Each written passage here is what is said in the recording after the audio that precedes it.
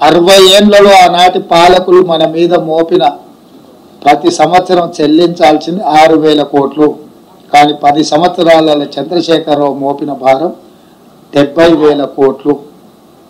70,000 కోట్లు ప్రతి సంవత్సరం చెల్లించాల్సిన పరిస్థితి నుంచి మిత్రులు ఉప ముఖ్యమంత్రి గారు ఆర్థిక శాఖ మంత్రిగా బాధ్యతలు చేపట్టి ఒక్కొక్క విభాగాన్ని పరిశీలిస్తుంటే అసలు ఇంత తొందరగా విధ్వంసం చేయగలిగిన శక్తి ప్రపంచంలో ఇంకెవరికైనా ఉందా లేదా అనే అనుమానం కలిగే విధంగా చంద్రశేఖరరావు గారు ప్రయత్నం చేసినారు.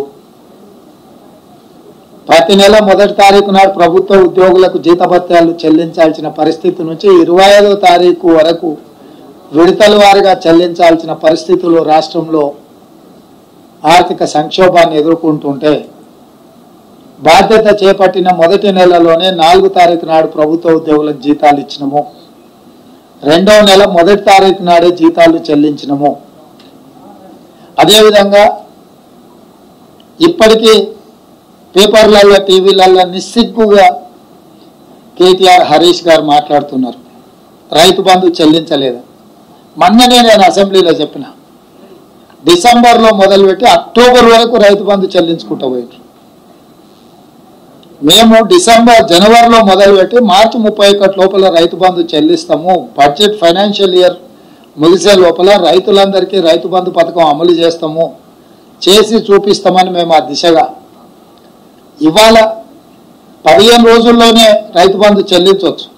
కాబట్టి ప్రభుత్వ ఉద్యోగులకు జీతాలు, ప్రభుత్వ ఉద్యోగుల నుంచి పదవీ విరమణ చేసిన వాళ్ళకి పెన్షన్లు, అదేవిధంగా ఇతర వెల్ఫేర్ ఏవైతే హాస్టల్స్ కానీ స్కూళ్ళు కానీ ఆ పిల్లలకు వెల్ఫేర్ పథకానికి సంబంధించిన నిధులు విడుదల చేయకుంటుంటే ఇటు చేయొచ్చు. ఈరోజు ఆర్థిక నియంత్రణ పాటించుకుంటూ వచ్చిన ఆదాయాన్ని అన్ని వర్గాలను సంతృప్తిపరిచే విధంగా జాగ్రత్తగా ఎవరికి ఇబ్బంది, ఎవరికి నష్టము, ఎవరికి కష్టం కలగకుండా ఉండే విధంగా ప్రతిరోజు ఏమొచ్చింది, ఈ వచ్చిన దాన్ని ఎవరికి చెల్లించాలి అని నిమిషం నిమిషం అంచనా వేసుకుంటూ ముందుకెళ్తున్నది ప్రభుత్వం. ఆర్థిక మంత్రి గారు ఆ దిశగా ముందుకు నడిపిస్తున్నందుకు అభినందించాల్సింది పోయి ఇంకా అబద్ధాలు చెప్పి ప్రజల్ని మభ్యపెట్టి ఏదో సాధించాలని తాపత్రయం చూస్తుంటే వాళ్ళ మీద జాలి కలుగుతుంది.